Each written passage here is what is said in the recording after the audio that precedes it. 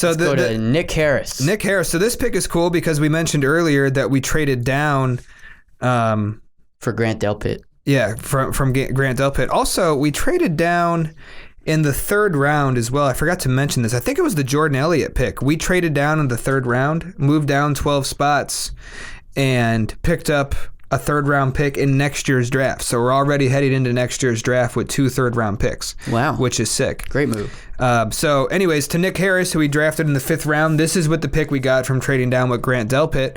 And this is a center for the Washington Huskies that we picked up. I like this pick a lot. And again, I saw people freaking out online. This is a 5th-round pick freaking out online. We don't need a backup center. It's, oh, my God. 5th round, guys. Keep in mind, he also played guard the first few years of college. First couple years he played guard. He can play center. We don't have a true backup center. That's important to have. J.C. Tretter is older, and it's good to develop offensive linemen. And we never know if you never know he could make if he could make the transition from center to guard. I'm not saying he will. Honestly, he was most productive when making the transition from guard to center. But I still think that there's the potential there for him to develop into someone. And you're right. I mean, this is a fifth We're in the round pick. 5th round, and it's a pick we got for trading down in the 2nd. Like, this is free money you're playing with here. So get a developmental guy. Build depth on the interior of the offensive line. Yeah, why not? Where we still have the hole like guard. Like, we still don't know what's going to happen there. So obviously 2,921 snaps for the Huskies over the past 4 years.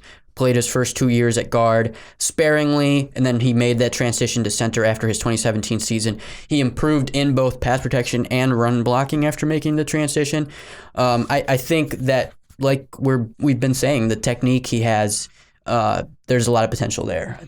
Mm-hmm. And one knock on him is he's a little undersized, so he needs to put on a little bit of weight, a little bit of muscle. That's why we have strength and conditioning coaches. And again, we got to get Browns fans, we got to get out of the mindset of like every pick in the NFL draft needs to be a starter that saves us. Like, we're not at that point anymore. So this is a depth pick. This is a guy who doesn't have to play a snap in 2020 and it could still be a good pick. This is a guy that we can develop. Yeah, best case scenario, he kicks ass and he can start at right guard. Awesome. Sure. But I'm not even expecting that. No. I'm expecting him to be our backup center, and who knows, maybe 2 years from now, J.C. Tretter retires or moves on, and he can slide right into that spot. Who knows? Or maybe he doesn't pan out. It's a 5th round pick.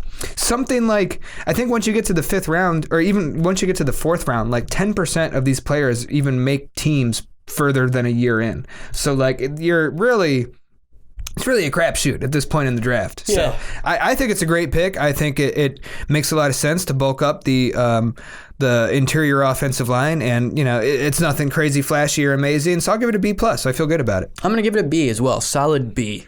Another B. Another B. Whenever you say B, it sounds so like B. Yeah, so low and down.